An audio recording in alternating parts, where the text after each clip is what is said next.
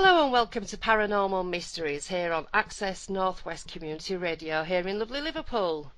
Today my guest is Sean Cahill. Sean was in the U.S Navy for 20 years and was a top security officer on the USS Princeton, which was a missile cruiser in the U.S Nimitz carrier strike group. He was responsible for law and order on the ship and was also running counter-terrorism patrols at sea. In November 2004, the Nimitz had something going on their radar, and it dispatched F-18s to check out these signatures. During the evening, Sean was asked to go out onto the bridge to see if he could see anything, and what he saw has haunted him for 15 years. He is with me today to tell us about what he saw and the way that it's affected him and changed his life. So Sean, hello, welcome to the show. Hello, Sasha. It's a pleasure. Thank you for coming on. It is a pleasure indeed. So let's start at the beginning, or before the beginning, in fact. If you tell us a little bit about your life back then, before you saw what you saw. You know, you said you had a career in the Navy. So what was life like on ship and back then, just leading up to the events?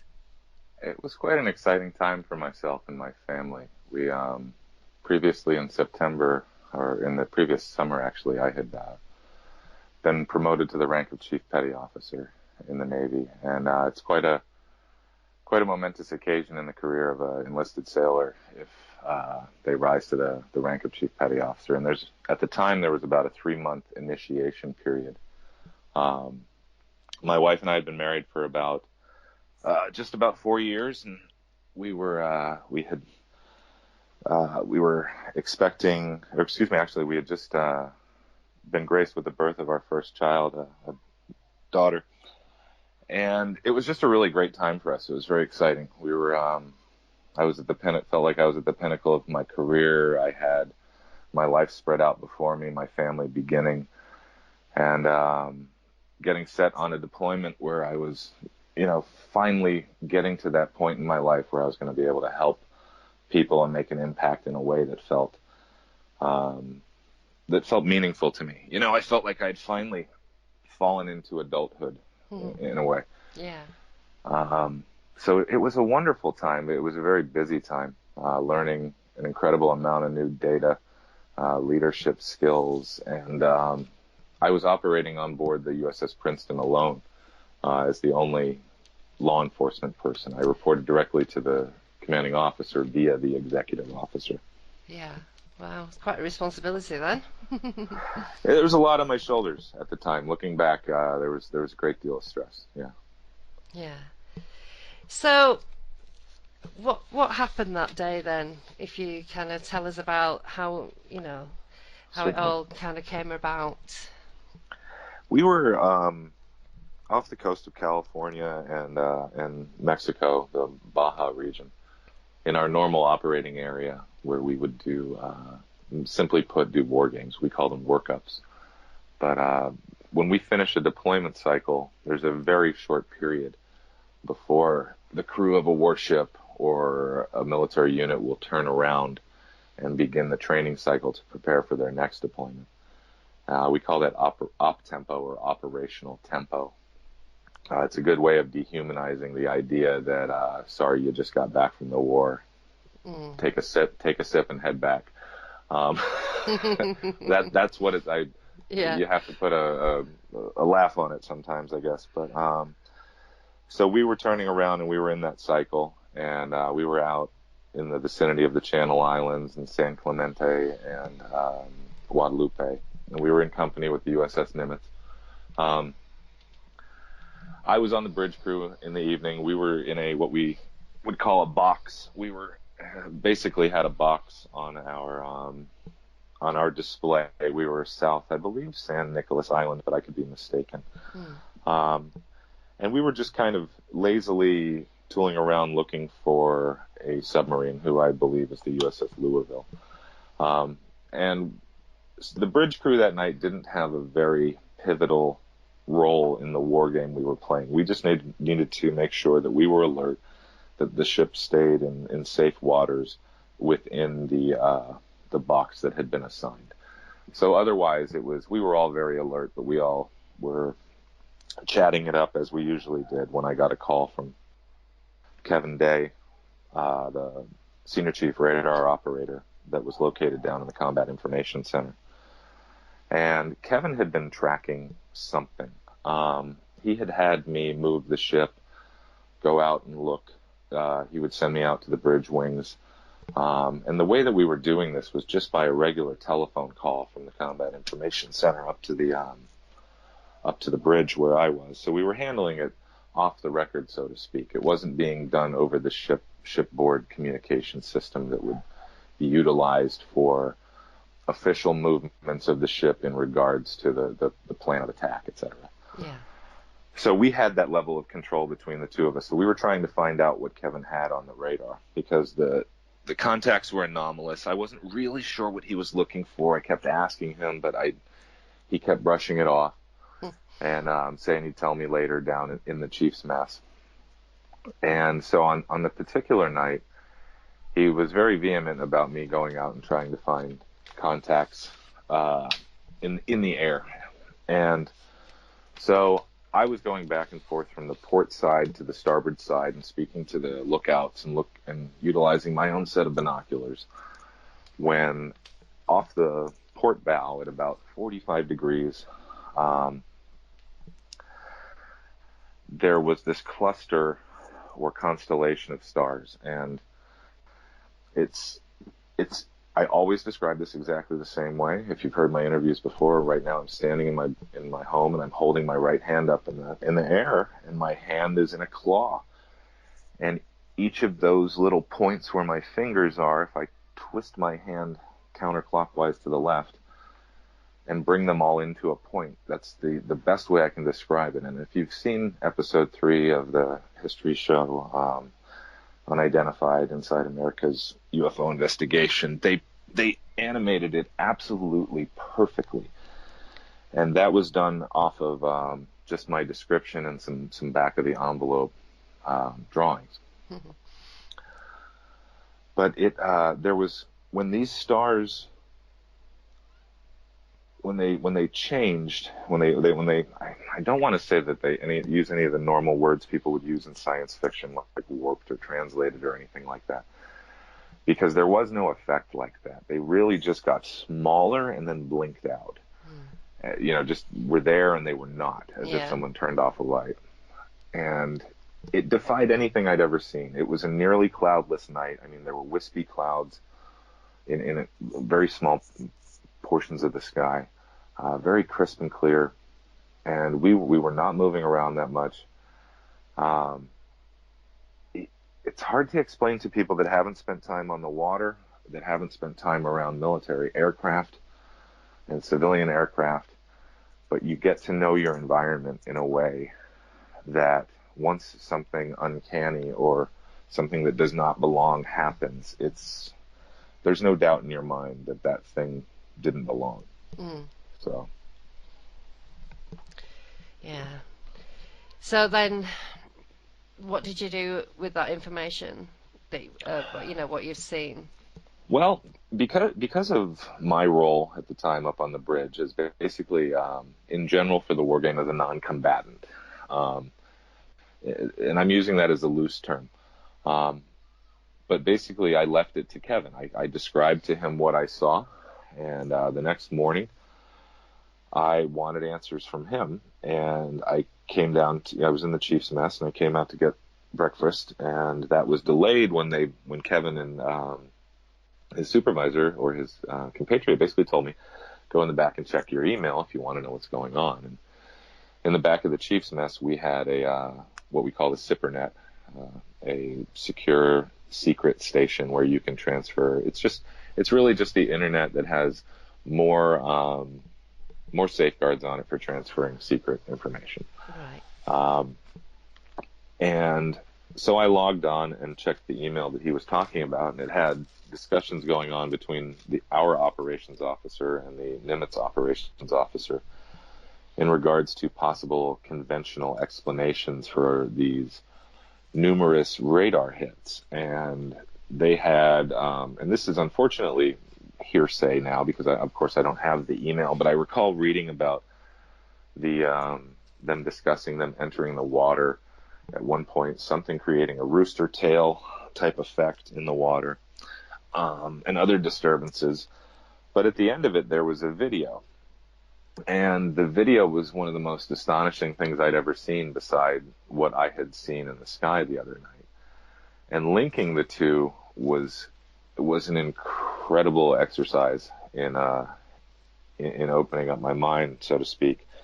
But it was the Tic Tac. It was the exact same video that later was released by New York Times, Washington Post, etc., in conjunction with Luis Elizondo's resignation from what we came to know as ATIP. So now a lot of people have asked me about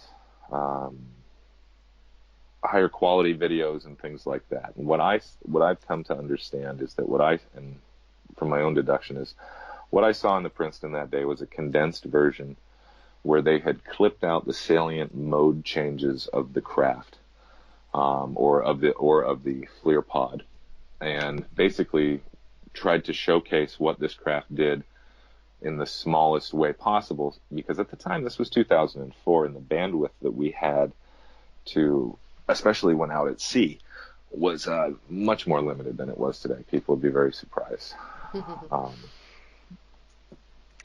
But there was no response. There was no one to report it to, and I know that sounds silly. It was reported. The captain was involved. He knew. The chain of command of the Nimitz knew what was being tracked. And I think in a lot of ways, from my standpoint, where the breakdown was just that it wasn't reported at my level. I felt that, being the senior law enforcement person and anti-terrorism officer on board, that if there were unauthorized craft in the vicinity of our battle group, that would be something that I would be made known of. Now, granted, I have to admit that once we leave what's called the breakwater, once we leave the pier and the harbor, and then once the ship leaves the safety of the intercoastal area, my job as the anti-terrorism officer, that job actually doesn't exist anymore. Right. Once we go past there, anti-terrorism doesn't technically exist now. It's a different warfare area that we're operating in. So there are technical reasons for having me not know, besides the fact of my clearance or just lack of need to know. But it was taken very nonchalantly. We openly talked about all of the things that you would expect folks to talk about down in the Chief's Mess, whether it was DARPA or aliens or, whatever, the usual chatter. Not a lot of stigma. I mean, everybody took it lightly because no one was willing to just come out and state that these things were real or they'd had a sighting. I don't recall anything like that. Do you think at the time the people were wondering if it was some kind of advanced technology of our own, that you were kind of being put in kind of an unofficial test situation? Well, I have to admit that that was my deduction at the time, and I held on to that until I met Lou Elizondo, basically. Right. The United States, for lack of a better word, military and government had been testing a scramjet to the north during that same period. It was a smaller mock-up, I believe, of the concept. They were taking it out underneath the wing of a B-52, I think, from one of our desert spots out here, Nellis, or it could have been White Sands, who knows. I'm probably getting came out of right now, but they were testing that north of us, and I was curious at the time. I knew that what we were looking at in no way matched the scramjet test, but I had personally, right before I think I pressed the "I don't believe anymore" button, I wondered if whatever this thing was, it was there to observe that test. At first, I wondered, just in a fantastical way, if this, whatever this technology was here to observe that test. But the way that my chain of command reacted at our intelligence briefing that night, that there was no briefing. We spent no time talking about it. There was just a little cartoon alien that shot across the PowerPoint screen, and the captain mentioned that we had a lot of fun and that it was over and we were going to move on, and that was it. That's quite an unusual statement, isn't it? It's Yeah. over, we've had a lot of fun. I mean, that would actually probably make me think that he did know what it was and that it was some kind of, impromptu test. He was very much one of those captains who he had that elder statesman aura about him. He was very well spoken, very kind, and very intelligent. And he was one of those captains that people immediately, when he said something, he said it with a confidence that gave you the confidence to stand behind it as well. So that was exactly how I felt. I felt that Red Smith knew something about this, and I didn't have anything to worry about. I mean, I really did feel that way. And it may be very naive, but I think it went with the territory at the time. 4 years into the global war on terror, with, as I said, a very high up tempo, we were in a state of extreme. I don't want to use the word. Well, I guess patriotism may be the right word, but the level of confidence in each other and in our military at the time, amongst the ranks, was at an all-time high. We were very much in the right place at the right time, is how it felt for a lot of us, I think. But I don't want to veer too much off of that.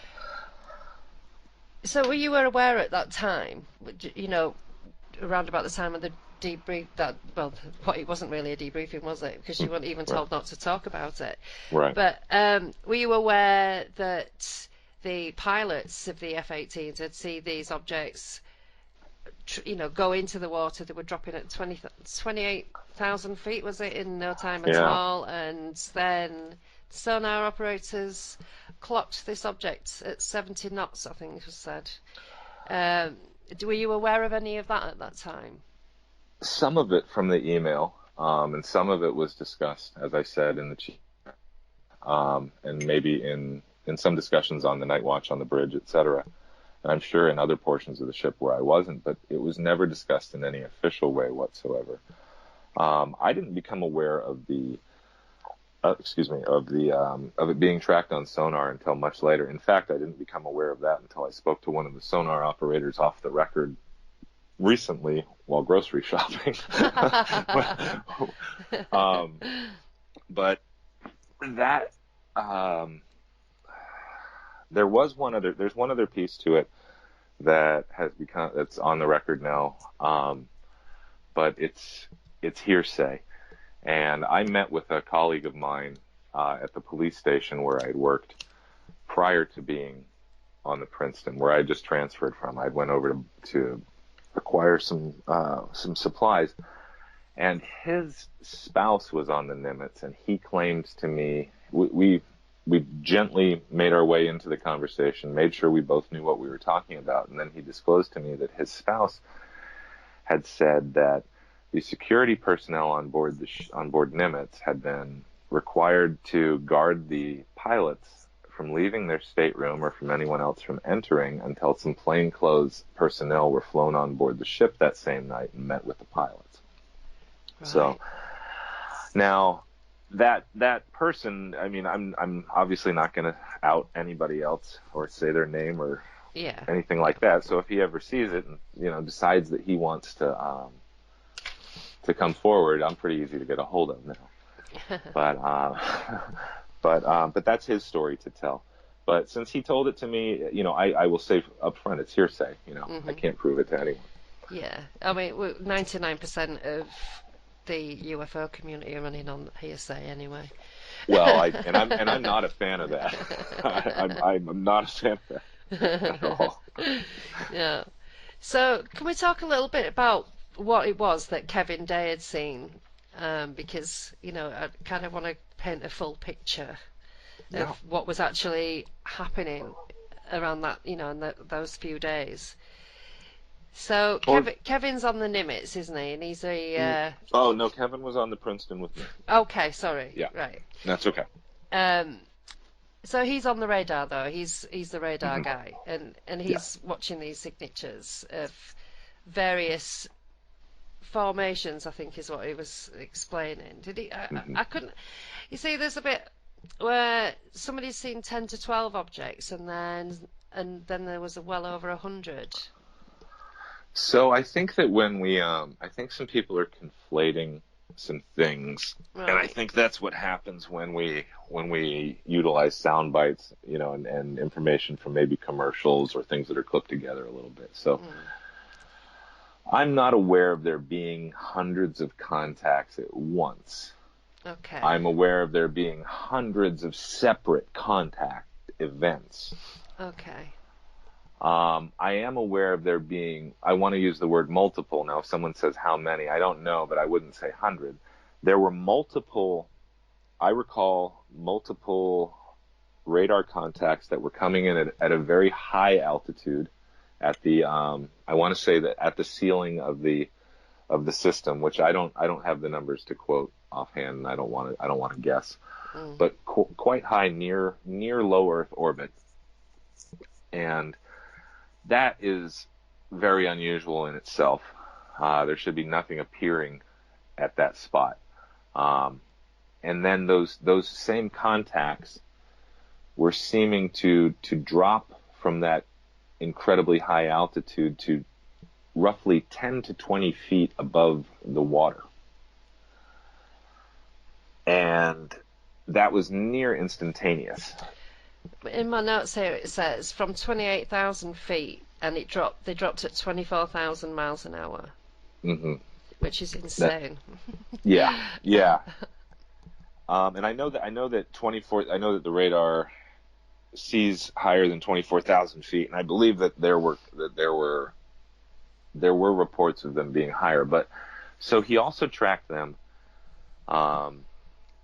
in a fleet of numerous. It looked like 5 to and it's possibly less than 15, but casually making their way south, almost in what he would describe as a migratory pattern. There are aspects of it that do very much mimic flocks of birds or migratory patterns of birds, but it's apparent from the gun camera footage and the testimony of Dave Fravor, Commander Fravor, etc., that these were not birds. So, Don't you have a radar system on board that actually identifies the different crafts that there? If it's for foreign technology or ours, it will identify the kind of plane. It knows what yes, it knows what it's looking at, basically. loosely explained, it's a identify friend or foe system, but ultimately that's like many other things we deal with in our society. It's garbage in, garbage out. If you don't have it on board your aircraft and you're not squawking your frequency, then we don't know who you are. So basically, I think it's a simple way to put it is our friendly forces squawk one frequency. If you're not, you're a foe or unknown. But there are also international conventions on identifying yourself. Right. And these craft followed no convention whatsoever.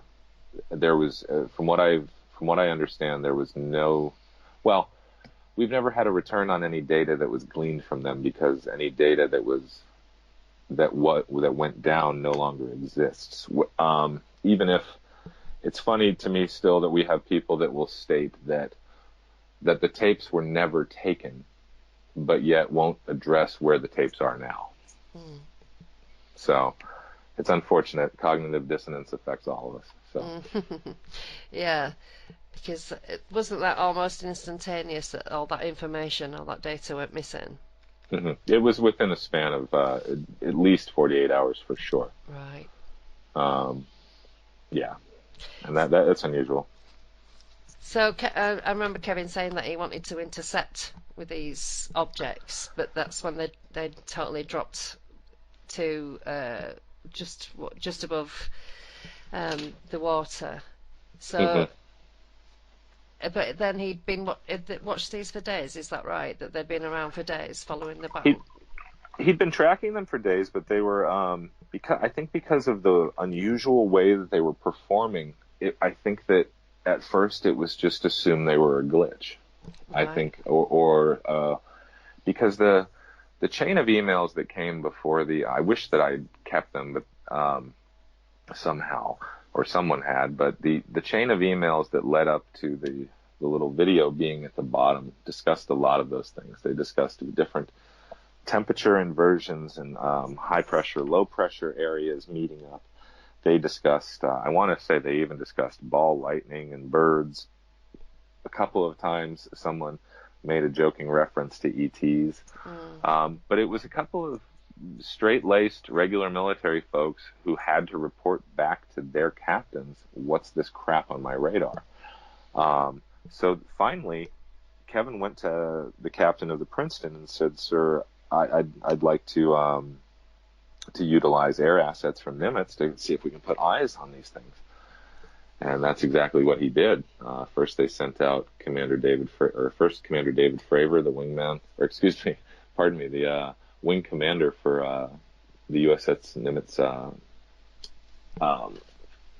air wing, and his wingman pilot flew a sortie out there and made contact with them. And now, Dave, one thing that's often left behind is that, or left out of this and forgotten, is that one of the things that was witnessed was that these Tic Tacs that we've become more familiar with now, seem to have been possibly, or at least the one seemed to have been possibly rallying around something that was described as the size of a 747 that was in the water with the water roiling around them. Mm. Now, I'm totally happy now to make an intuitive leap after hours and hours of testimony taken down in Mexico from fishermen and pilots, etc., that whatever these things were hovering around is often seen with the phenomenon.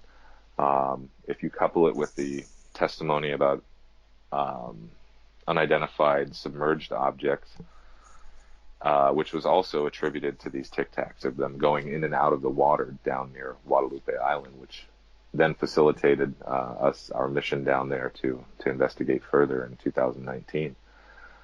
But it's not just white Tic Tacs shaped objects. There seem to be other things coming in and out of the water, and much, much larger craft, and a much larger variety of craft as well. Mm. And this is all around, is it Catalina Island and then Guadalupe?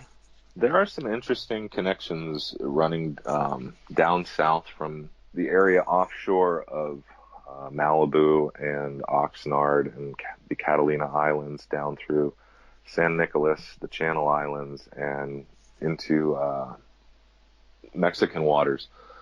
And the people of Ensenada, Mexico, specifically, the fishermen that we interviewed on Guadalupe Island, all of them, the corroboration between all of their testimonies was startling. If we had, I'm not in charge of how the footage and interviews we had are used, and I understand that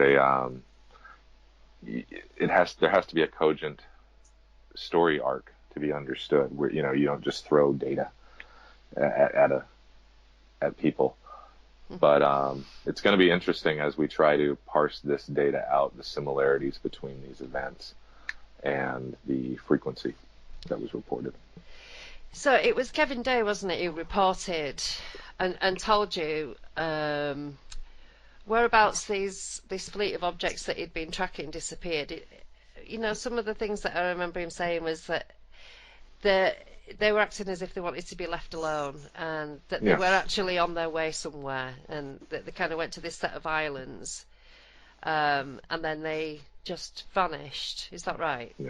Yeah. We usually describe it as they went they went into the water. Okay. And when Lou Elizondo went to meet with Kevin Day at his home, that was when Kevin actually dropped the bombshell that he knew the coordinates of where the objects went into the water. Yeah. And gave that to Lou. Because he said at some point that it was raining UFOs. Yes. Yeah, he said at one point they were dropping down. Yeah, it's an incredible story. It really is. Kevin has the best recollection of his portion. Yeah. But I just kind of wanted to tie it in so that people could get a kind of idea of the activity that was going on around the whole fleet at that time. But I actually was under the impression that Kevin was on a completely different battleship altogether. So that's, I was trying to tie two things in when it was all actually going on the same on the same ship. So basically, when Kevin gave these the longitude and latitude of where he'd seen this phenomena, or these objects kind of disappear off the radar, you and Lou went to that location, didn't you? Yes, we did. To Guadalupe, and I've seen, obviously there was only so much that you could include in one episode with the interviews that you had with all the different fishermen and pilots. So was there anything that kind of didn't get included in the episode that you thought, was maybe worth a mention? Well, we had a actually incredible event occur when we were anchored out off the south end of the island. On our way out to the island that day, I had asked Lou if he would sit down with the camera crew and our support crew and everyone else that was going to be on deck or interested in this project, not the boat crew, because they had to just attend to the safety of the boat and its operation. But I asked him to sit down and explain the 5 observables that he discusses on the show. And unfortunately, I'm not the expert in those, so I haven't memorized them yet. But I asked him to explain them to the crew, and they're things like low observability. I remember the transmedium travel one. That's the only one I can remember. Transmedium travel, low observability, hypersonic velocity. And there were 2 others that escape me right now. But when he finished explaining those to everyone, there are local effects is part of one of the things that he describes. That there seems to be issues with time and memory that seem to be involved with these with some people. And later on that evening, our lead camera operator was asleep down below. The rest of everyone else was asleep except for myself and our medic and security guy. He and I were on the back of the boat, and we were very relaxed. It was near midnight, maybe 1 o'clock in the morning. We were having a very low toned conversation. The boat was rocking back and forth. There were a lot of things going on that put us into a very relaxed state. And out of nowhere, the cameraman comes running out onto the deck, and he's upset enough that he's running out there in his boxer shorts, basically, and which everyone on this crew was completely professional. There were men and women working together, and this just wasn't something that was going to happen. It was another thing that was, this is unusual. He must have been stirred up by something. And he came running through the galley and out onto the deck, and said, "What the F's going on? What did you guys see something? Why are you screaming? Why are you yelling?" And we looked at him kind of annoyed, and we're like, "Nothing's going on. Beat it." We were having a deep bro moment, as we say. and it was very surreal. There were sea lions screaming from the shore and everything. And so then he goes back inside. He said, "Well, he told us that he swears we were yelling that we saw something." And about 30 minutes later, the best way to put it is my partner Josh and I both saw. I saw an electric cloud come shooting across the sky, and he saw the same thing. Both of them were in roughly the same shape as what you would call a tic-tac, although I usually shy away from saying that because electric cloud is the only way to really describe the exact same thing I saw. But we saw them. He saw his at a 45-degree angle to me, and I saw mine at a 45-degree angle to him. They came across the sky and seemed to cross over. He saw them go towards the horizon, but I turned my head in the wrong way to catch them. And it was at that moment that we pretty much reenacted everything that the cameraman had said. Mm. And then he did come out on deck, and so did the other cameraman and our producer. She woke up, and we had a high ISO film camera, or I guess movie camera. I'm not good with the parlance, but pointed over our heads at the time that we had set up that night, and I had a FLIR for FLIR modules set up. We were ready, and we reacted, and we got nothing. We later on had Josh and I ended up going back to the same spot and discussing it and doing basically like a little after action report. And it was really interesting because after that we really felt like there was something moving around up in the clouds. And so we pulled out the FLIR module, and it's just an attachment for an iPhone, but through previous testing that we had done, it really seemed like you could pick things up in the clouds. I'd done testing around my house, and I live just very adjacent to a helicopter base. So we saw things moving around, and then the next day the file was gone. Neither of us have any explanation for it, and that's lousy investigation. So that's why that's not out there and reported and everything, because we got nothing from it, but the two of us are absolutely sure that we saw something pretty incredible down there. Yeah. And how many witnesses did you actually interview in that area? Off the top of my head, I want to say we had about almost 60 hours of interviews. Wow. Most of those done standing up on the waterfront and stuff. Some, we met 12 or 13 individuals, plus another gentleman who is involved with some tours to some other places and some things in the desert. We interviewed him later that didn't make it into the show.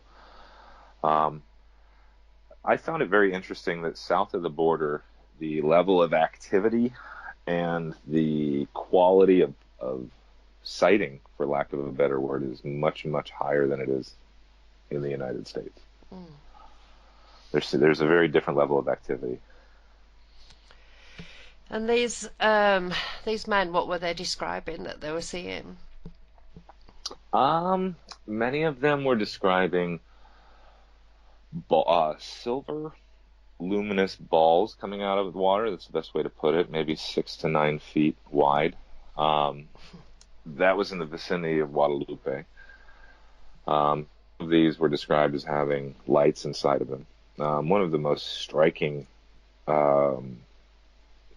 testimonies to me was by a fisherman who stated, and this was when you see us in the small whaleboat near Guadalupe Island, but the entire boat crew that we were with, from the coxswain to the engineman to the I guess the boatswain that was running the boat, they were all out together, and these guys get up every day and do the same thing. Get up at 3 a.m., check the traps, and, repeat. They know exactly what they're looking at. They see the same things every day. And he's telling me that a large 3-foot wide chrome ball rises up out of the water and zooms to within feet of his face. Wow. And then seemingly examines him for a moment before completely just nearly disappearing, but with almost like watching a golf ball get hit off of the tee box. It's almost, you can't see it. Yeah. And that's just one. Other fishermen have seen these luminous snake-like objects making their way through the water, under submerged objects swirling, just some very fantastic things that are so reminiscent of movies that we've seen. That I'm not saying I detected nothing disingenuous from nearly any person we interviewed. There were only a couple of minor issues where I felt like an agenda was being pushed or something was hyperbole. Most of the folks that we interviewed were visibly scared, even in that environment, to tell us what happened, and were telling us about something that they truly had experienced. I did interview and interrogation for 20 years. Luis has his own background in it. So I think we're pretty good judges. No one's flawless, but these were very honest people. So you've got 12 to 13 people telling you that all different stories, or were they all, were some of them together? Did you get 13 different accounts? I think that we got very different accounts because I think people encountered different things at different times. But it certainly seemed like a great deal of the fishermen we spoke to. The corroboration was incredible. The corroboration between what we knew about how the Tic Tac moved and what one of the pilots had told us was astounding. I think the footage of us actually watching some things that he had shown us, which we think ended up being I think that the footage was questionable enough. They probably didn't want to include it. Because unfortunately there were too many things, in my opinion, in the video that was provided that it would just be a debunker's magnet. Right. Because there were lens flares in the video. There were issues with reflection and refraction and things like that. However, there's a brief moment where there's something that, in my opinion, absolutely was probably a legitimate unknown. But again, yeah. Well, this is the problem, isn't it, with footage? I mean, people say, "Oh, look, there's a UFO. Let's go get our worst camera."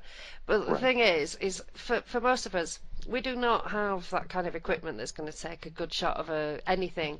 Most of us just have our phones, or sometimes we don't even have them, and we'd go like, "I'm not going to move because if I move, I'll miss it. So I'm just going to sit and watch it." So, a lot of video footage is genuine, but because people don't really know how to film these things either, there's no steady hand. They usually kind of zoom in too much, so the object becomes obscured behind the squish of the whatever it is it becomes just distorted so much you can't see what it is at all. So it is unfortunate, but sometimes that's our best evidence. Well, and it's many times the only evidence we have. We have to. I was thinking of a metaphor earlier today that it's a little risky one for me to use, but we often use the metaphor that or insanity is committing acts and expecting different results. Committing the same act and expecting different results. Yeah. And I think it would be easy for us to explain that science is getting repeatable results from the same act. And so we've got these two things that seem to be opposite. And this phenomenon seems to be non-repeatable in the way that we're used to in science. And it's strange because that lends to that metaphor. And I know that from my investigations and from the information we've gleaned in the last couple of years, if you're putting the right information together in the right places, this is obviously a real phenomenon that seems to have a cast of characters that is much bigger than just one thing that we can draw a circle around, and everybody wants to draw that one circle around it and say it's this thing, it's aliens, it's government, it's hyperdimensional beings, and things that most folks have no basis in even work into their worldview in a real fashion. I think it may be a little pinch of everything. Yeah. A little bit of all of the above. Yeah. But I mean, with these descriptions of these objects that people are seeing, they do not represent anything that we know that we have. I mean, the things that I've seen, you know, the thing that I see the most, or have seen the most, is the silver sphere. You know, the one that I saw on the ground in Wales in 1997 was, I don't know exactly how, maybe I've described it as being between 6 and 9 feet. You could, like, a person could stand up in it. You know, so that's about as much as I could tell you. When we go back in a couple of weeks, I might be able to gauge a little better the height of it, because I'm going to stand in the exact same spot that I was stood in when I saw it. And then, because I know in my memory how high up the fence it came, so that just kind of needs marrying in my mind, and then I'll be able to gauge more accurately the size that this sphere was. But then there was another incident when I lived in Leeds, when I just had the urge to take photographs. This is why I struggle with some of this as well, because you know, you get the feeling tells you to do something, you follow the feeling. Even though I had a little argument with myself of kind of, I'm busy, I don't want to take photographs, I want to finish what I'm doing, my brain was like, take photographs. So I had this huge picture window, and I was 4 floors up. I had a huge 4-story Victorian terrace house, and I was at the end of the terrace, so you know, I had a really, really good view. So I just kind of started taking photographs, and when I zoomed in, there was a silver sphere and a little black object that kind of looked like it was changing shape around the sphere and interacting with it. I sent you the clearest photo that I have of that, because obviously everything that you're being told from these fishermen is about these spheres. Well, you know, I'm where my home city is. It's very central in the country. I'm not near the coast. Maybe 90 miles from the nearest beach. So you know, this is inland. This is completely inland. In Wales, it was inland again on a mountain. So you know, this phenomena is not just hanging around the oceans. It's you know, it's moving inland and it's interacting with people. But I'm not, you know, I don't really like the fact that my brain told me take some pictures and then there was something there, because I don't really know what that means. You know, I don't, and then you're kind of getting into dodgy territory there, like, you know, of how would I know what possessed me to do that, what made me think that, you know, all the rest of it. That's the dodgy territory. But the fact of the matter is that I took some photographs, and there they were. You know, I tell you what, I have a photograph myself, I haven't shared this story before, but I think I should, because it's too similar to yours. Okay. I've tried to be careful thus far to curate the fact. I mean, as a professional investigator, it's hard to be an experiencer as well, and to find the right way to share the ineffable personal experiences you may have, and have them make a connection to what you found in your investigations.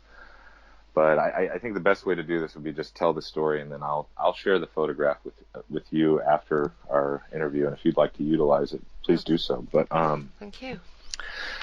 It was the day after a Christmas party that we had the honor of being invited to for TTSA, and I had received a gift from our cameraman that I had spoken of earlier, a gift of a camera, because I was embarking on a new career as an investigative filmmaker. One of the first things that I wanted to do was to set a baseline for people. I live in an area of very high aircraft traffic. The San Diego International Airport changes its traffic pattern based on wind, and that runs the regular commercial air right in front of my house. It's a perfect view. There's numerous air bases around me, so I can take my pick as to what's in the air at any given time. Mm-hmm. And so the next day I sat down and just happened to meditate, because that's just what I do when before I begin something, I usually meditate to clear my mind. But then began photographing all of the aircraft in the area, and so I had maybe 50 or 60 photographs in the span of an hour of different commercial air, military helicopters, F-18s, and even a group of acrobatic aircraft that had flown down, which are usually the retired captains and admirals of the local area, and they do it on the weekend. I mean, we you know who the folks are in the air down here. Mm-hmm. And then out of nowhere, there's a silver sphere. I suddenly I am compelled to look to an area of the sky that there is no obvious aircraft in, and my eyes zoom right in on what looks like a silver sphere.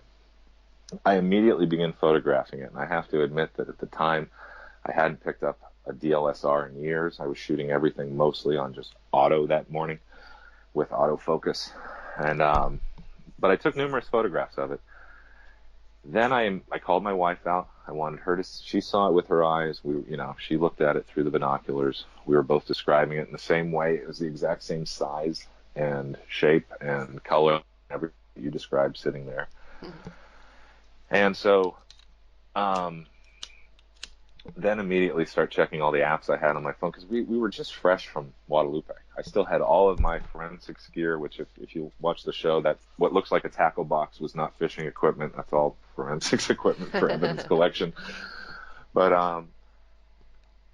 I immediately checked all the wind patterns and checked flight patterns and began taking screenshots of that data to back it up, and ended up sharing it with some colleagues, and we all agree that what I saw that day and what I have on the photograph fits with all of our descriptions, interviews, and testimony, because it was drifting against the wind. It was approximately 1.5 miles away at about 2,500 feet, about 50 degrees, and it just was drifting against the wind. And for it to be the size that it was, the shape that it was, and the distance, it's all commensurate. And since that time, walking out of my house and looking up in the sky to see what I call just an anomalous event. And an anomalous event might be literally the International Space Station, a meteor, all of those other things. We're now in the territory of discussing synchronicities. Mm-hmm. And that's an entire can of worms that I think most people have no idea about if they don't know they've experienced them. Yeah. So I wanted to share that with you, because your story resonated with me, and yours in turn resonates in a different way, in the fact that there's a few of us that we talk about this quite often, and we talk about it often because we're actually reporting having seen it again, is we'll kind of look at the sky, and wherever we look, the exact moment where we look and when we look, something happens. It might be just one bright flash or 3 flashes.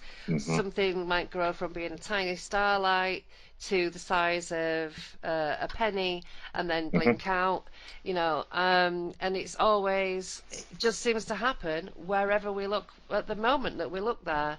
And again, this is the dodgy territory, isn't it? Yes, it is. Because it's like, why is this happening? I have recently. It sounds there's so much hubris when people say I've formed a hypothesis. But no, we need them.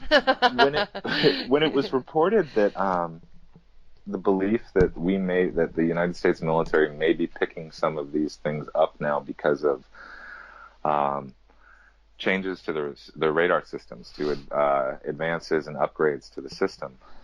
Well, this is you and I are acknowledging that this is dodgy territory, so I think we're safe here. Yeah.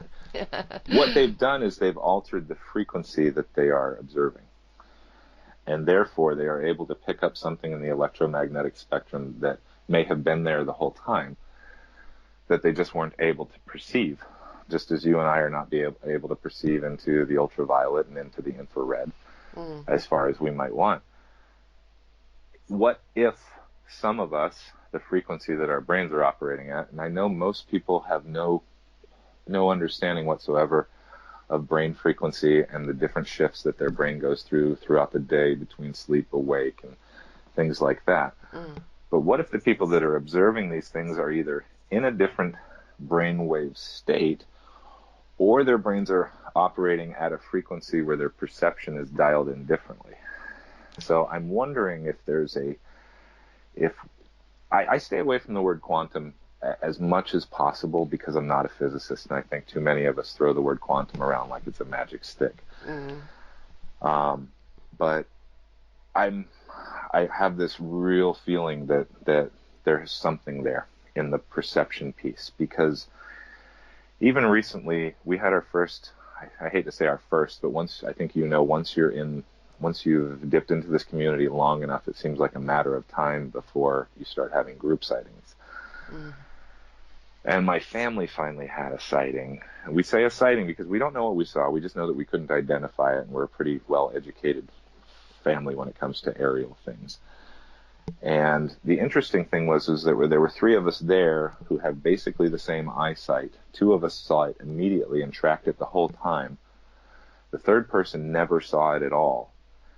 And the two people that did see it both report completely different shapes. I saw a silver sphere, or a clear sphere, like a soap bubble. Yeah. And the other person saw a two-sided black triangle.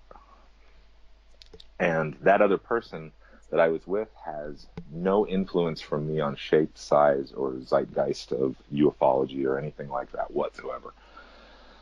And that was just a week ago. So... Wow, that's interesting. So... Yeah. Yeah. And as we said, where do you go with that? Because I still got to go out and be objective when I take I know. testimony. Yeah. So. Yeah. The thing is that we've got to be able to postulate. If we can't postulate, then we might as well just have our lips sewn up. Absolutely. Because what else have we got, really? I mean, I call it muse babble. Right. It's all we've got. There might be some very clever muse babble. It might be very scientific, but it is just that. I mean, what have we got to go on? I mean, all right, we have some data. We have data that pertains to the shape, size, and speed and maneuverability, maybe, if we're lucky. But then, what can we tell from that information? What can we tell from observing the exterior of an unknown structured craft? Right. Nothing. We can't determine its propulsion systems. We cannot determine who might be in it, if anyone's in it, where they're from, if it's ours. I mean, there are some theories that do deserve attention, or at least chewing over. I mean, Rich Dolan, he's got two things that he postulates: the breakaway civilization and the secret space program. Both are not without merit, And neither are mutually exclusive. Yeah. So, there could be someone who has actually figured things out. They've figured out anti-gravity. We figured out the lift. Have we figured out stability and thrust and all the rest of it? All the things that we need to make these crafts, flight worthy, basically. We've got such incredible technology that has been shelved. We've got the SR-71 Blackbird. I mean, that is old now. That's like an antique. And what an amazing piece of kit that was. Are we still just running on fossil fuels, or has somebody's figured it out? We've got TTSA people saying that they want to actually build one of these craft. What are they basing this on? I'm going to risk being seen as an apologist for the government, and I'm not. I consider myself a pragmatist. Mm. But also, let me preface by saying I am not on the payroll of the United States government, other than my pension from the United States Navy, and I'm not on anyone's payroll. Mm-hmm. I'm not a member of TTSA. I'm no one's shill, and I'm no one's fanboy. However, TTSA is an incredibly serious organization that's making incredibly serious claims that I believe that they're going to back up. But there are so many pieces of this that I think eventually have to come to the table, but so many of them have been tainted over the years for various reasons. The word conspiracy itself immediately polarizes the conversation. And that's why that word and that idea was invented. It was invented purely for the fact of sowing chaos into ideas until some structure could control those ideas for the greater good. A lot of people get triggered by words like greater good, but each of us, no matter where you are living, we're all relying on someone else to look out for us in one way or another. But we've got to really keep reaching back. I use the metaphor of a 2-year-old who continually asks why over and over again, and it ends up frustrating the parents. But I think often, not because we don't want to answer their questions, but at some levels we don't know why. We don't sit down to ask ourselves those questions, and so we get frustrated. But we have to keep asking why with this. And what I mean by that is we have to keep drilling down to the origins. How long has this phenomenon been observed? Well, let's put right down on the table for all of history. And we'll just leave that right there. The implications of that start unpacking across a very wide area for many people. When you look back at our deeper history, there are serious indications of a globalization that shouldn't have been able to exist. Again, tainted territory. For some people, the names Sitchin, Anunnaki, etc., immediately they wipe it off the table. They want none of it. But the fact that remnants of possible numerous past cataclysms exist, with legends similar across the globe of someone lending assistance in the guise of a sky god or a visitor from underground or something else. I'm not one of those guys that's ever going to appear as a talking head on Ancient Aliens. But the information that they present in an entertaining fashion has merit. And all of these different parts need to be brought to the table to make this stew that we're going to end up not calling the phenomenon, but we're going to end up calling reality. Yeah. Because it is a reality. It is. Well, and I, if I may, I think there's one more piece to it that I'm very pragmatic about, is that not every piece of this is positive and pretty and has a nice spin to it. People were obviously hurt in the process to keep these secrets. There were some people that were directed to do jobs that most of us wouldn't want to do, and some of us would think didn't need to be done to begin with to protect these secrets. But at some point, we all have to understand we're humans. Each one of us has kept secrets from other people in our life for whatever reason that we did. And each of us wants to be able to tell that truth without being nailed to the wall. Yeah. We're going to have to figure out how all of us are going to bring all of the truth out without burning down an entire group of people or without ridiculing them or threatening them, because if the people who have a pitchfork aimed at them, those people are going to lie. Yeah, yeah. So... Yeah, and there's also other reasons why people don't want to, kind of acknowledge the phenomena. I mean, fear is the biggest one, but it's not just fear of the unknown. Some of them actually Hmm. think that they know what they're looking at, Yes. and they're saying that it's demonic, for example, and that this kind of seems to these personal thoughts and ideas of top brass are actually kind of curtailing any serious study of this phenomena when they're dismissing it because they're frightened of it being something demonic, and the fact that their ideas are overriding something that is actually definitely of defence significance. Hmm. And you know we've got this. It's an international issue. We've got a joint coalition forces now going on, so it's not like it's Britain and France and America. We're all kind of linked together. It's one Hmm. kind of becoming an amalgamation of forces. So and these objects are obviously there, and they've obviously been there for all time. So why is it that we're not taking it seriously? They're not being looked at properly. Things are being brushed under the rug when there's people like you and your colleagues seeing these things, and you're reporting them, and then the report goes nowhere. You're debriefing, you go to a debriefing, you're expecting to be told this, that, and the other, and not to talk about it, possibly even sign this. And then you go in and they make a joke about it. There isn't a debriefing, and that's the end of that. I mean, Well, the only I think you're completely one thing that the information doesn't go anywhere. I think that it's like what we were talking about before, that the information, the research, and even I think in many ways the conclusions exist, but I don't believe that they have a way to get out of the enclosure that they're currently being kept in. Because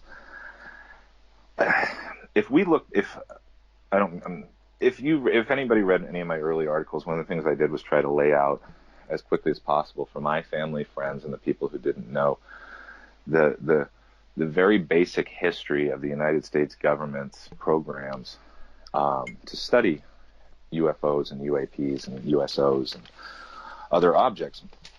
I don't get very deep into it, but it's obvious that those programs don't end. mm, They get exposed, then they get canceled, they get renamed and put into the black. And we can see it happening over and over again. We see it from Project Sign to Project Grudge to Project Blue Book, and moving on even beyond that with other programs that have been declassified, finally culminating in ATIP, that we're told was also the same fashion that we're meant to believe, oh, shucks, heck darn, you know about it now? Well, it just got canceled. mm. Um, and we keep eating from that same trough and going, oh, okay. Well, they didn't find anything. If we look at the data that has been declassified by ATIP, by what they were studying, it's incredible. I'm not here today to drop those bombs, but we're talking about really incredible technology that has been observed, tested, and is so profoundly world-changing that, again, who had a good idea how to tell the truth about this? We talk about keeping weapons of mass destruction secret, and we're totally fine with that. We don't want the recipe for chemical weapons out there for everybody to try making. And this was something that I believe that the people that are there to look out for us can't control and don't have the answers. And also, I think they don't want to be blamed for what this whole thing may be. But we have to sew all of our other human agendas into it. It's not the world is not just the United States of America. The only military is not just the United States military. So a lot of people point at the United States for answers, but they need to look to their own governments. A lot of governments have made strides in disclosing all of their information, but others are still more reticent. and we have to ask ourselves why. I mean, it's either that we're not at the top of the food chain, or we are, and we've got technologies that they're not telling us about. I personally can't. There's two things that often I try to stay open-minded and mindful. I try to listen to everyone's point of view, even if it's something that I know deep down I disagree with or have more information. But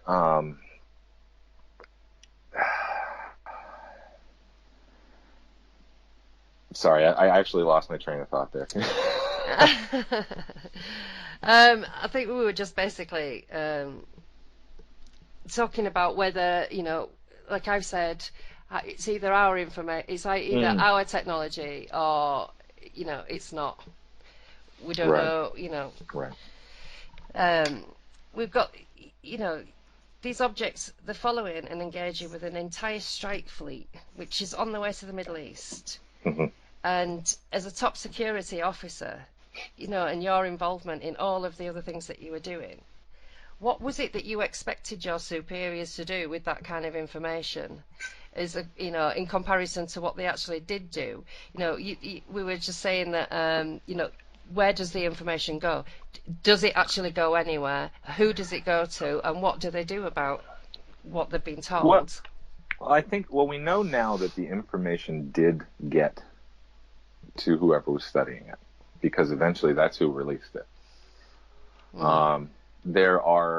There have been murmurs and rumors of it popping up of the Tic Tac video popping up on YouTube earlier, and that doesn't surprise me because I'm sure at some point someone had a copy.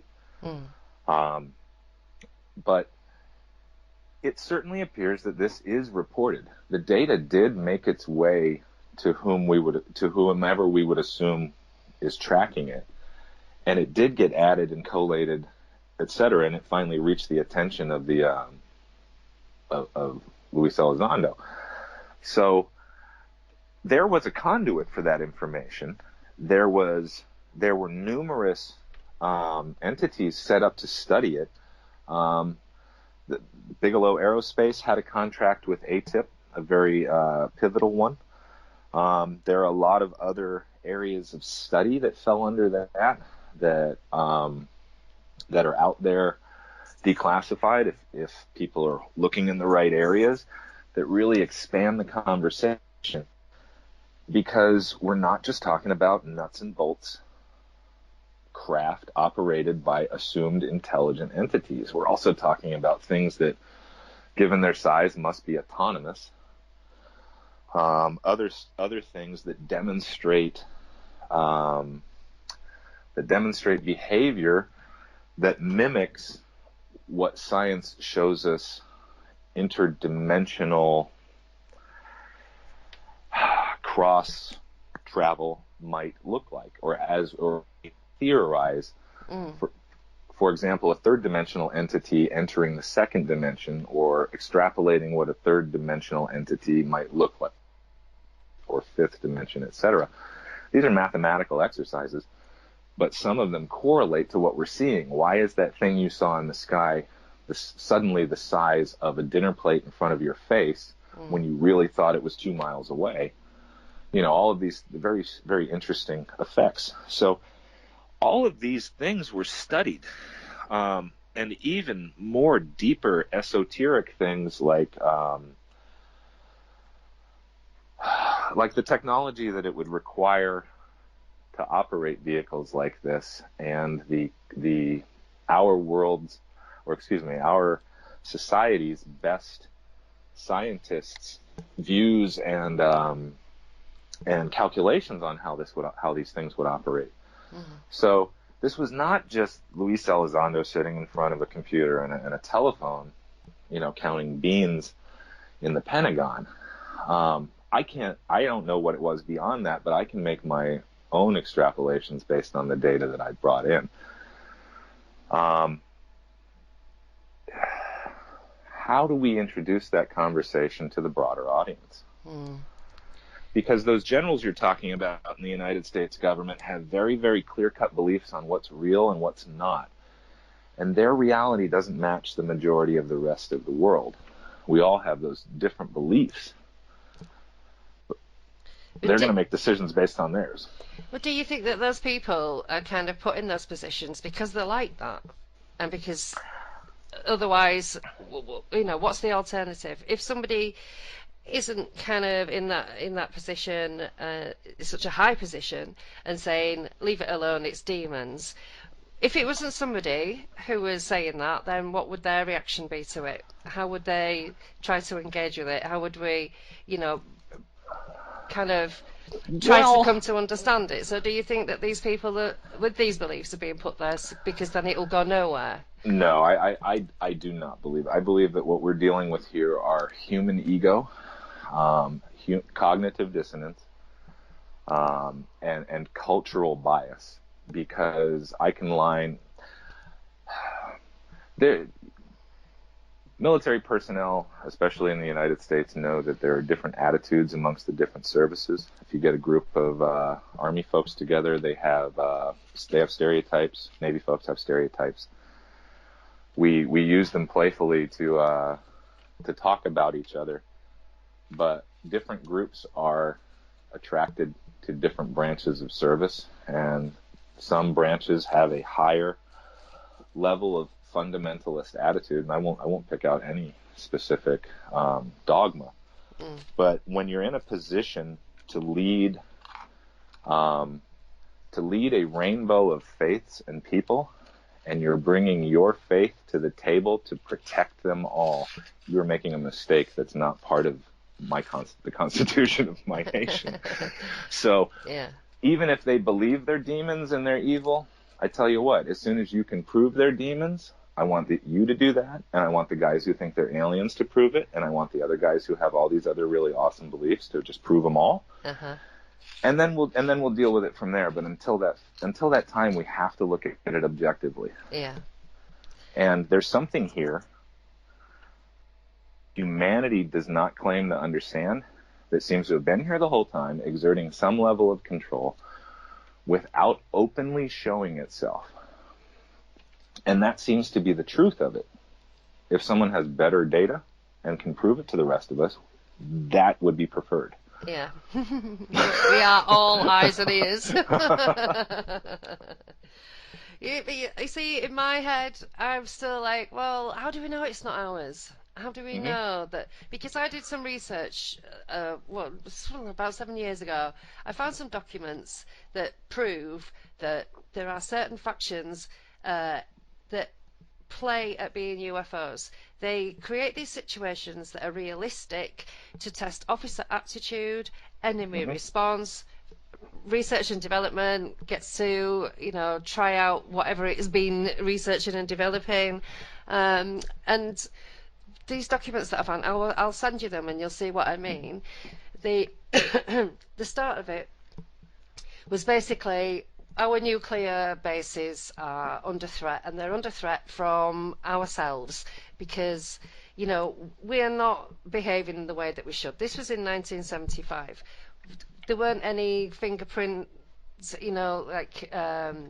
technology like we have now. We've got facial recognition and biosensors, everything. That's where this is the documents of where they said this is where we are now, which is hopeless, and this is where we want to be, which is completely being able to read somebody's biological self and say whether they're actually up to no good. Not reading the biometrics, not reading their minds or anything like that, but you will walk into an entryway, and that entryway will be absolutely technology hidden that is reading your physical state, your, like a polygraph machine would. So, and that's where they wanted to be, so that they could sort of identify whether one of their staff had been compromised or whether they were up to no good. But also, it was to test lots of the base technologies. And they had some really, really wild ideas, which they called Buck Rogers, very Buck Rogers. So this was in 1975, right? That's a long time ago. Where are we now?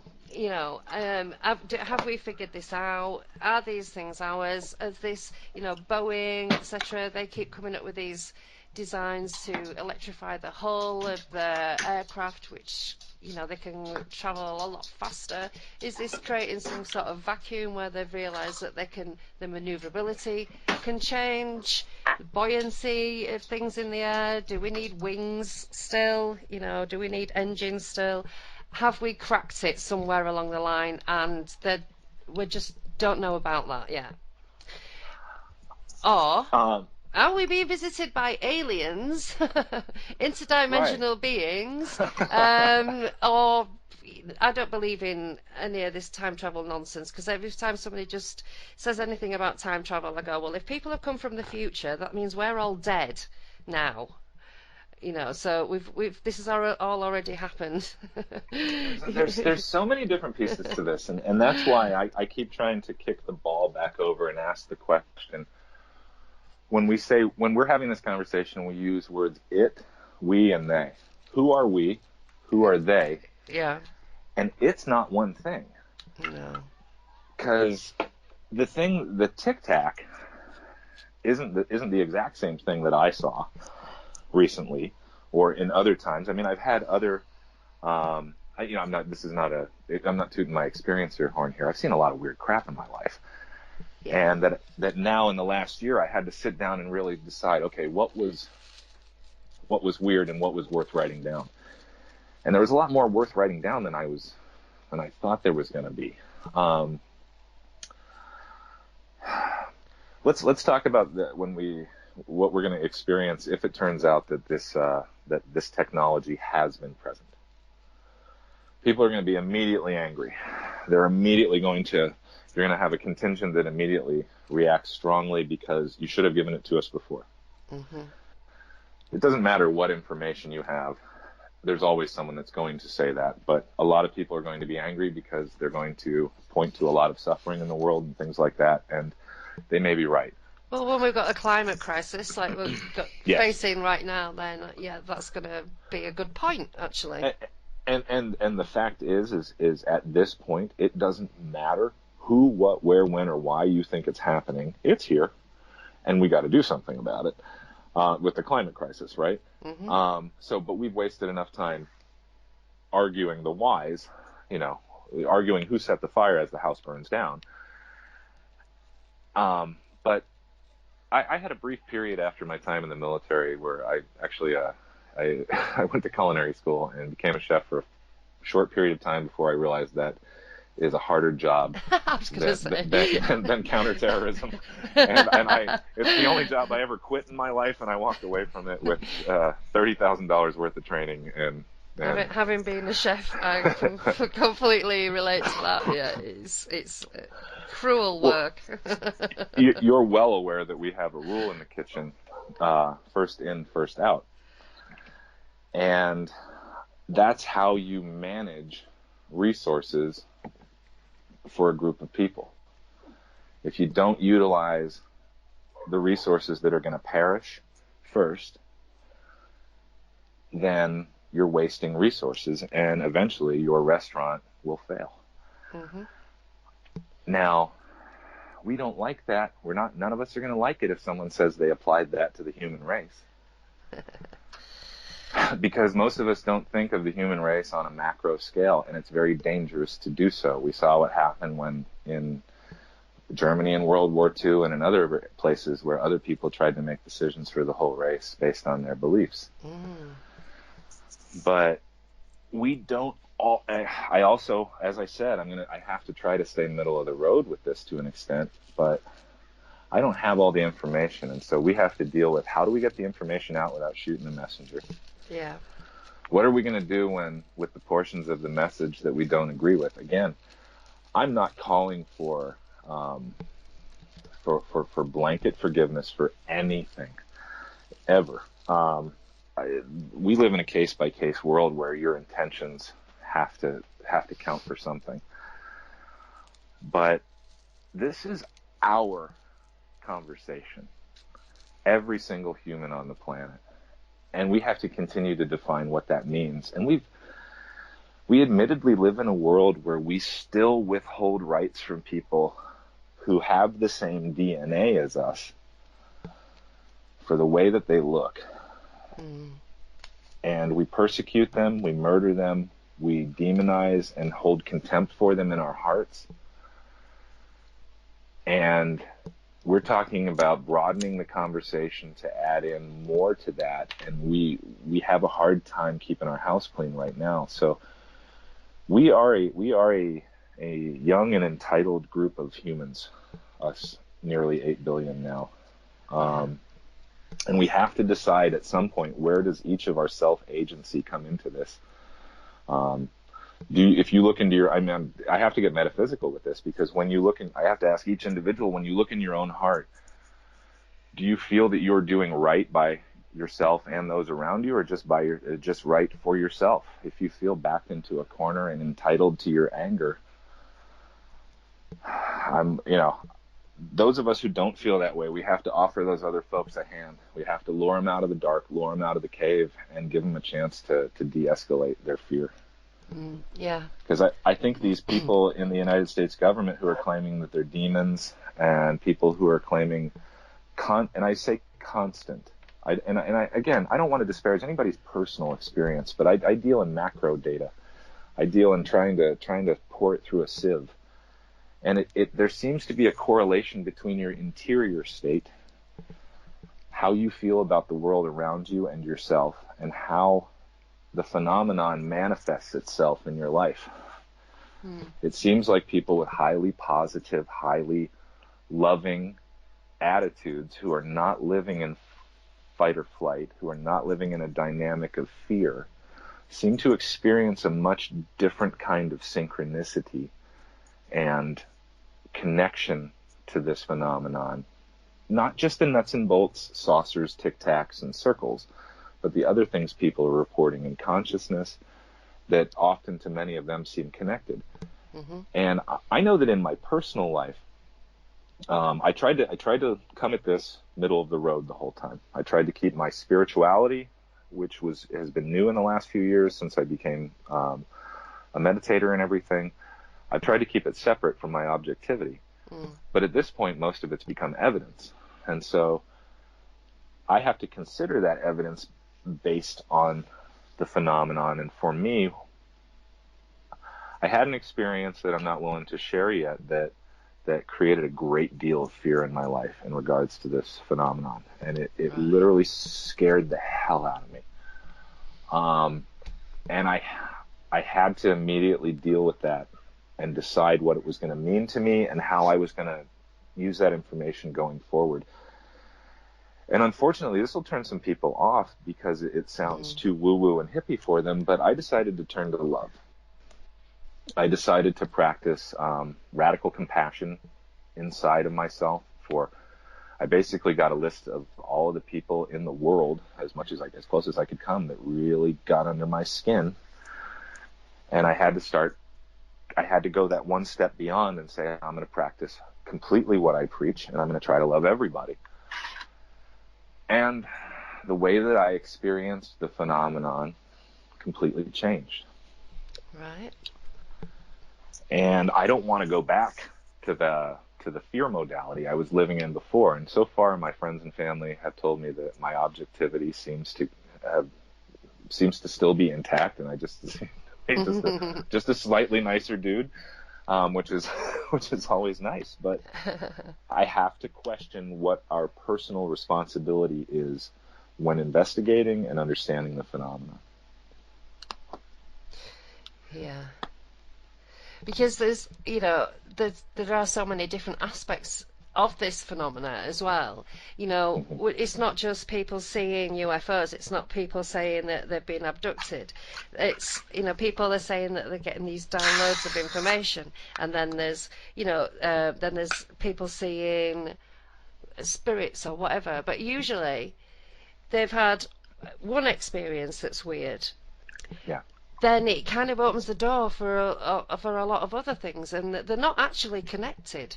The only common denominator is yourself in that particular environment, seeing and feeling whatever.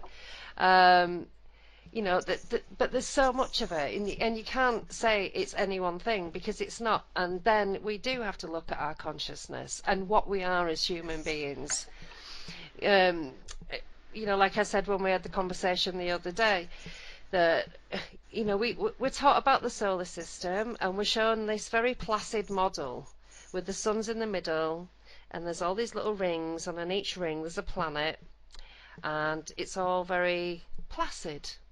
Mm-hmm. But in actuality, that is like face front model where nothing is moving.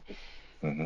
But our solar system is a crazy, chaotic, lunatic place. The sun is hurtling forwards. Everything's throwing around the sun as we're going forwards. It's absolute madness. When I saw that helical, the vortex kind of solar system model Mm-hmm. in a video, and I just sat and It's watched it beautiful. for 5 minutes more, and I was like, wow, that's where we live. And people say things are impossible, and if you like, I don't know, 100 years ago, we didn't have, or before we knew that that was the model of the solar system and where we are.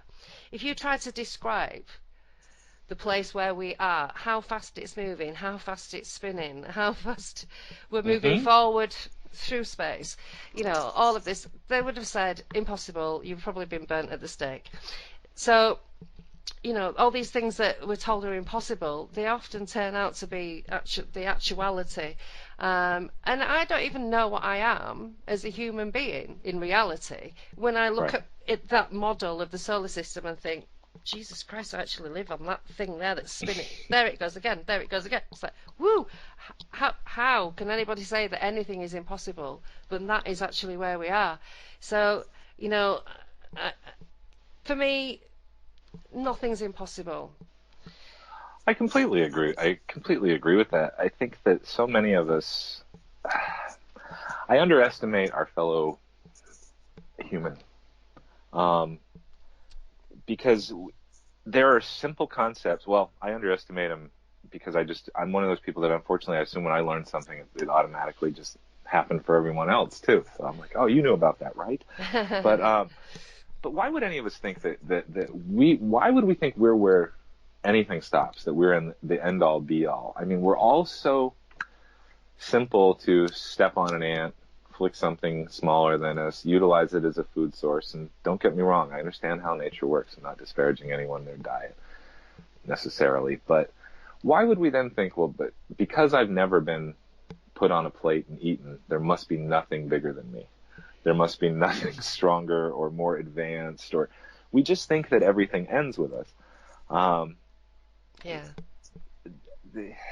How long did it take? It took till 2018 or 19 for the two of us to even hear about the corkscrew model of the solar system hurtling through the, Yeah. we just knew that static one. And how long did it take for you and I to find out that, oh, atoms don't look like solar systems either, Yeah.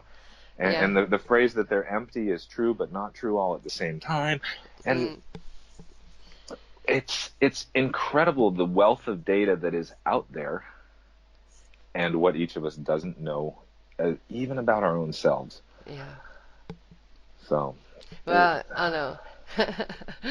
I just kind of want to make people, strap them in a chair and make them look. This is where we live.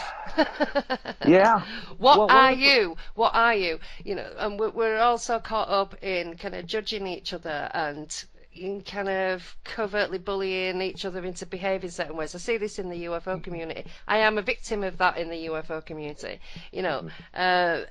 But to me, it doesn't mean anything. None of that means anything, and I kind of look at it so differently now. Not like I'm better than that or anything, but I just think, wow, that is also pointless. Mm-hmm. We really need to figure out what we are as humans before we kind of judge anybody else for being less of a human. I've been working on an article lately. And I've been putting a lot of thought into it. It's not just one of them that usually comes out in a quick rush. But one of the first things I would teach when I would begin teaching meditation is, and many people will be familiar with it, but it's just a simple idea of sitting down and we want to get to a place of quietness where you realize, possibly for the first time in your life, that your thoughts are flowing by. And there's something that you choose. And most of us identify with our thoughts in a way that we think that they are us. And it's a very hard concept to impart. People like the Dalai Lama, et cetera, have been trying to give it away for years, and you can't give it away. It's one of the hardest things I found is to actually get someone to sit down in a quiet room alone with themselves. It's one of the hardest things. And I'm not the first person to say that. Most meditation facilitators or teachers, it's shocking when you realize how you do feel like the sober person in the car full of drunks to an extent, and you just want so badly for everyone else to be there. I think a lot of people are frightened of the inside of their own minds. I don't think they know how to think properly. I don't think critical thinking is, a kind of innate thing in us. And I think a lot of people are caught in chain reactions and they don't realise that they can stop that moment and completely change the course of their life just by stopping that reaction, and choosing where you want to be and how you want to feel about things. I mean, I've come to this through, having PTSD from the UFO event that happened, and various other things in life as well. But then, this place that I'm in now, it's not fear-based. I had to stop that. I thought, we cannot live like this. And it was being trolled that made me appreciate the now and what really matters. And, and having this phenomena appear in my life on more than one occasion, that's a really, really handy tool to have, because you can get caught back up in that chain reaction again, of that fear-based reaction. And, it's so unhealthy. But we are allowed, and as when I see in the UFO community, I see a lot of traumatized people. And one of the things that angers me is that I feel that somebody has got the answers, or some of the answers, and they're kind of just letting us stew in our own juice, and even ridiculing the subject so that we become ridiculed as well while we're actually in a place of trauma. So and then you can't talk about it because I'm already traumatized. If I say this, they're going to laugh at me. It's going to re-traumatize me or make it even worse. And and where you are now and where I am now are very similar places, because it's all about stop. You have to stop and think about. Well, I think you summed it I think you summed it up perfectly. You said a very important word. You said that we are allowed. Now, my question is, who allows you and I to do anything? And in our cases, you and I captured our self-agency. We said, and this isn't, maybe it starts out contemptuous. I can't rely on my church. I can't rely on my government. And it can be, we end up very isolated because of the way this phenomenon seems to work. And so you make a choice then, I think, to isolate yourself further, or to take that leap to open yourself up to whatever will be. And that's nice woo-woo talk there.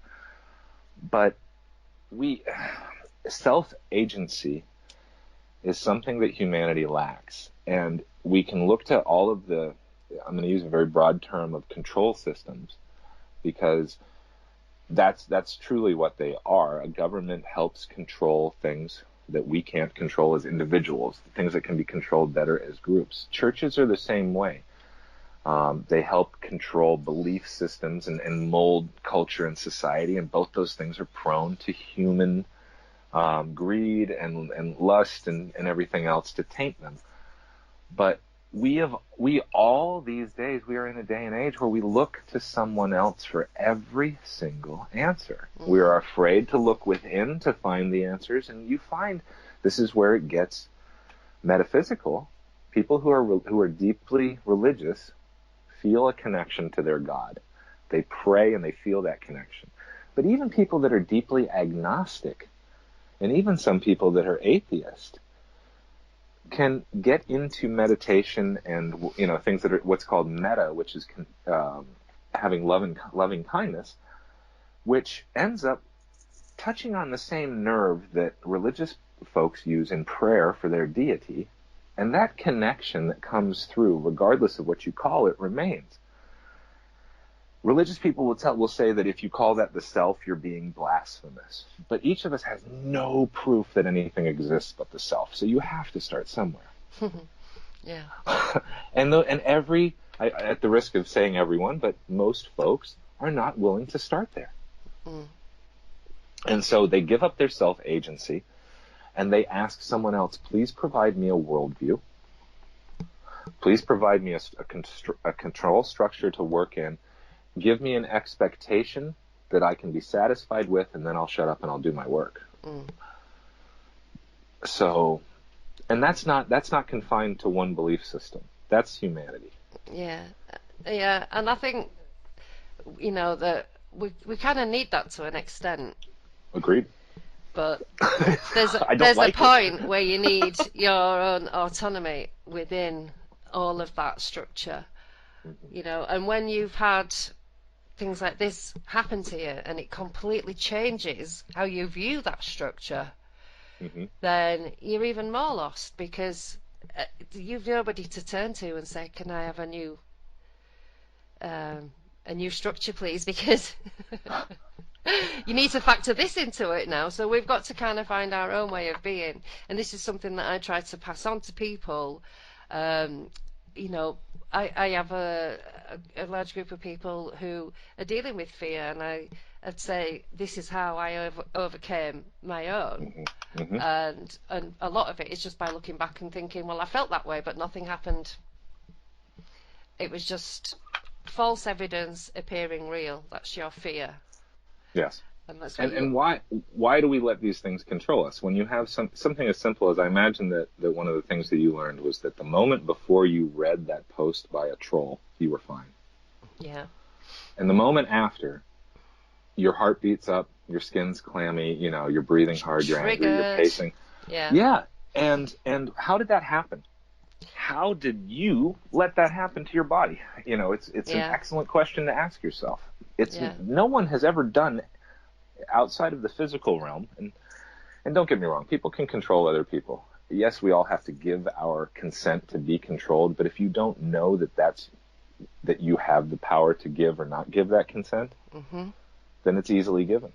Yeah. And this is all part of what we're talking about, because it has been a guided conversation. Mm-hmm. In many ways, it still is a guided conversation, because oh man, it's the semantics piece where it breaks down, because a conspiracy is three folks deciding which restaurant to go to. Yeah. But I think that taking your power back and taking it and being in control of it, mm-hmm. is quite easy. It's a decision, and the decision that after I collapsed, my blood pressure went ridiculous. I was told I was a walking stroke victim, and this mm-hmm. was me being triggered. I'd mm-hmm. been betrayed by a friend for 9 years, and then all these people had kind of joined in on this hate campaign that he'd encouraged towards me, and then I didn't even know these people, and mm-hmm. I thought to myself, why am I reacting to the twisted words of a stranger? Mm-hmm. Why does that even matter? Why do that person can't think properly? They're not running on facts, they're running on gossip. They actually probably think that they're doing the right thing by standing by this person. After all, I did the same thing. So I was like, do you know what? I don't actually care what they think of me. I don't care. And you have to mm-hmm. not care. If you're going to go out in the public with anything, you cannot care what people think of you or what you're saying. Oh, absolutely not. And therein lies the freedom. And that is as simple as a decision of saying, I am not going to care what those types of people are saying about me. It makes no difference, because I know the truth, and the truth is the only thing that matters. Your truth is the only thing that matters, and it can carry you through hell. it's very powerful what you just said right there, and especially when there's people in positions like we're in. You've been there for quite a while, I think, and I'm just seeing the edges of it. But by virtue of having a voice that reaches a group of people and having conviction of your own beliefs, people believe that you have the answers they're seeking as well. Mm. And in some cases, that might be true, that you may have the exact situation or comparable enough of what we would call exact, that it would blend perfectly, and it might give them, it might be that one Zen koan that really teaches them what they needed in that moment. Mm-hmm. But how many of us can hear what we need to hear at the time? We often can't hear it until we're the ones, until it comes out of our mouths ourselves. Yeah. And I want to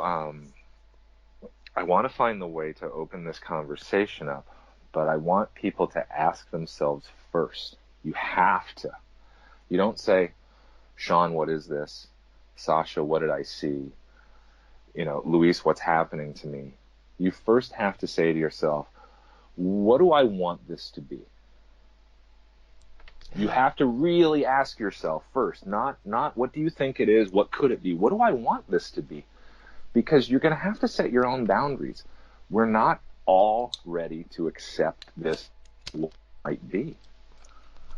No, we're not. I don't even know if I am. I don't even Right. know. Yeah. And I won't know until somebody puts it in front of me, and then I'll know whether I'm ready or not. But I think that in the end, I've had a lot of folks that are they're desperate. They're desperate for answers. And I had a friend of mine say, Sean, you have a confidence in your speech, and you know who you are. They want to feel that way. And so I say, don't stop looking up at the sky.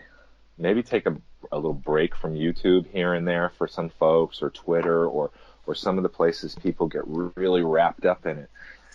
And sit out on your butt and go, I'm not even saying meditate. That's too strong of a word for a lot of people, but reflect on the things you've experienced and seen, and what do you want it to be? Because you have a choice in this too. Your perception is the first thing that determines what your world is going to be. And if you decide that this thing is this horrible thing, it's going to be. Yeah, well, you remember the feeling as well of the worst thing. We're very good at that.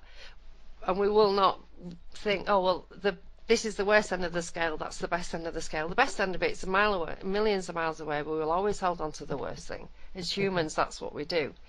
And I think about a lot of the time, people are desperate to just talk about what they've been through, seen, and what it's made them think, without being ridiculed, but they want to be listened to, and it needs to be a safe place. These three things are missing. The safety is not there. They're listening. People are not listening. They're waiting to have their turn. So, absolutely. I say to people, the ones that I help, right, okay, I'm just going to listen to you now, and this is not going to be a conversation.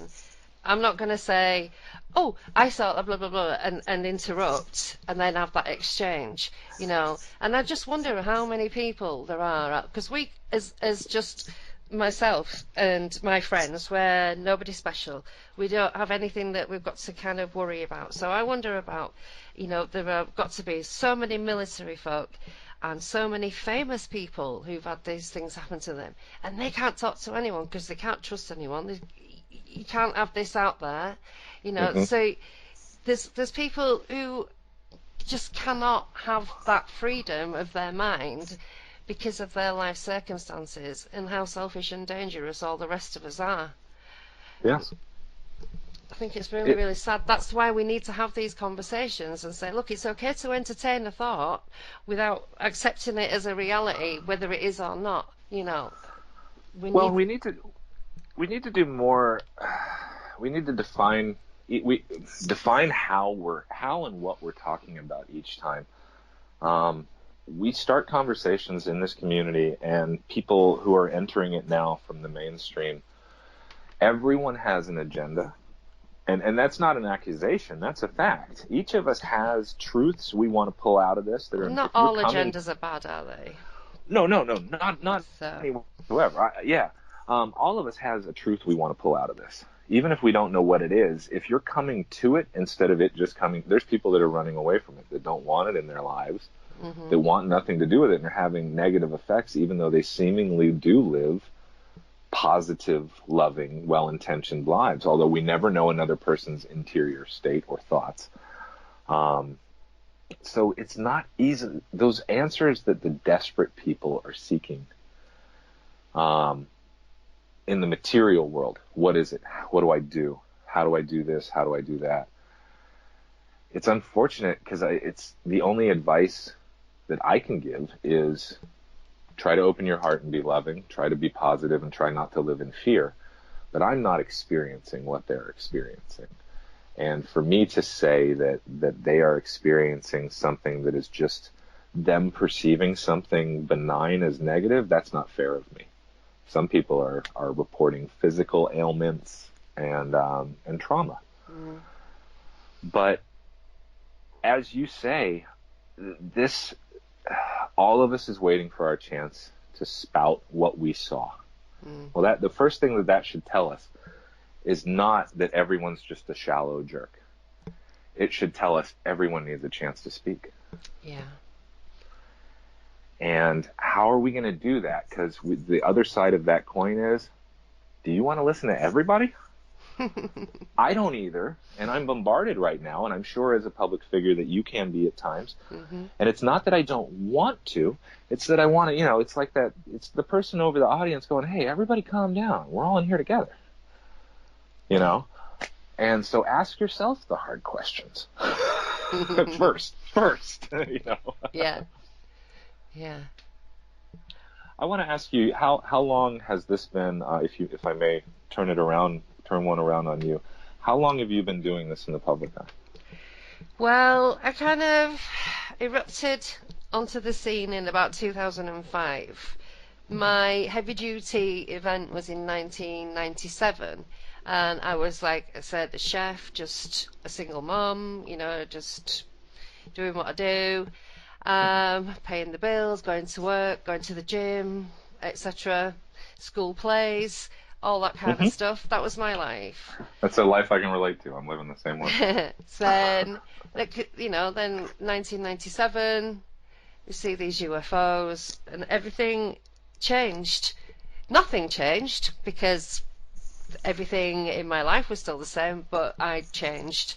And it took quite a while for that change to come about, because it was like a slow disintegration and questioning of my reality, and it brings a million questions, because it's your perception that rules the moment, and that can rule the rest of your life. So my perception was, my God, this is aliens. When this isn't supposed to exist, so it's just too much for your brain. So I kind of kept it to myself. I tried to tell a few people, but you're just like, oh, you don't believe in that, do you? And you quickly shut up. And the people that I were with, we fell apart. We didn't see each other. We fell out. And so I was on my own. And then come 2002, I ruptured my knee, and I couldn't, I went back to work for a few years, but I just kept damaging it, and then I ended up having a reconstruction, a really major operation, bone being removed, and all kinds of bits and bobs. So I got a computer, and I just sort of told my story on a forum, and then told my story on another forum, met some people who ran the magazine, told them my story, they ran it, and then it's just gone on from there, But once I started talking about it, I couldn't stop talking about it, and in the process of talking about it, I've believed a lot of things that I don't believe anymore, and I've believed some really ridiculous things, and when you first come to the scene, people jump on you and you go, well, you've been abducted, and you've got implants in your nose and your toes and your back and your head, and your ear, behind your ear, and all, Hmm. and you're like, oh my God. But then, obviously, with time, education, and discernment, I go, well, I don't even know that, so how could they know that, Exactly. Exactly. I I just had a conversation with someone, a filmmaker who said that the unfortunate aspect is in the early stages of many, when many people gain the confidence to tell their story first, there's so much hubris in that they, because of their newfound confidence. They're Yeah. still building that confidence. They're still telling themselves that what I saw was real and I should talk about it. And so they puff up their chests quite a bit. And it's that perception piece that just it nags at me, because I keep coming back to this visual metaphor in my mind of this object in the center of a gymnasium and two opposing teams, and we can all be released from the gymnasium as soon as we can say what's in the middle of the room, but we can't cooperate well enough to share our perspective. Mm. And so we're still here Mm. in this gymnasium arguing over whether that's a commemorative coffee cup from Star Wars or The Office. So I really appreciate I want you to know, and the people in the extended UFO community, how much I appreciate the way that I was welcomed into it, the way that organically conversations have come about, the way people have reached out to me, and with very few exceptions, it has been one of the most heartfelt, honest, and authentic group of people I've ever met in my life. And that's a strange thing to say when you can meet 10 people who describe the same situation from 10 different perspectives. Mm-hmm. And it often calls into question authenticity, because we all want to tell fish stories, sometimes. But I've also found in this community, it's very easy to tell who's full of it and who's not, because their authenticity shines through. Mm. And I found you and so many other people in this community to be so incredibly authentic and very courageous. I have seen a level of humanity that's willing to take on suffering for other people, to find answers, that's willing to take on trolls, negative people, hate, in some cases violence, and in some cases stalkers, to try to get down, to drill down to what this is for all of us, because unfortunately not all of us are even willing to accept that this is a real thing. Yeah, So, and it is a real thing.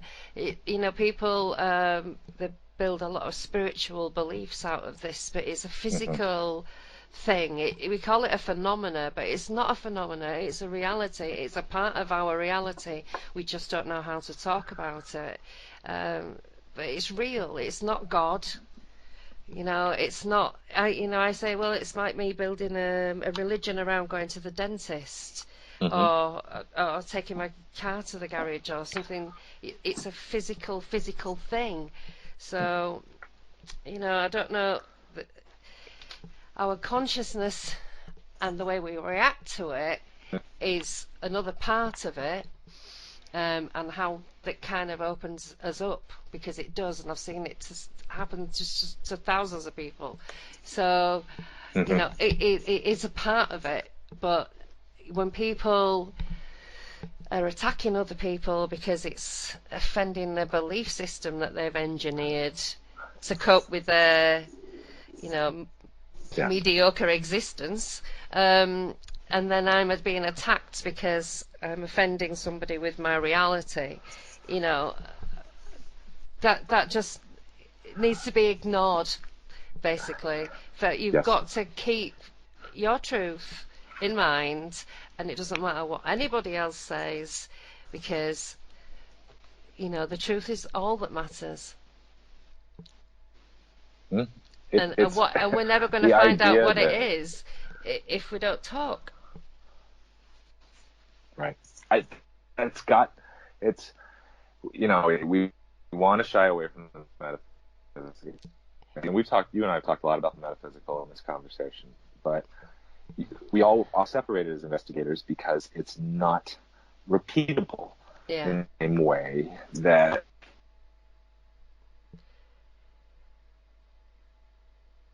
if you have, I like to use You're dropping out a little bit there, Sean. and then a oh, are we back? Yeah, I can How hear about you now? now. That's it, yeah. Okay. Well, the famous neurologist and author Sam Harris was someone who was and still is a role model to me. But I find that there's still a piece for him that he refuses to acknowledge, or at least in a way that I'm comfortable with, because he maintains his atheism in the midst of a very, very, very deep and profound meditative practice, where he's able to easily describe places and spaces and variations of things that I've experienced in consciousness as well, but he claims them to be completely without any merit beyond the material. He's an interesting blend of spiritualism and materialism in that he will acknowledge the spirit as existing within himself, but not beyond. Right. I've got an opposite view where I think the spirit exists outside of myself.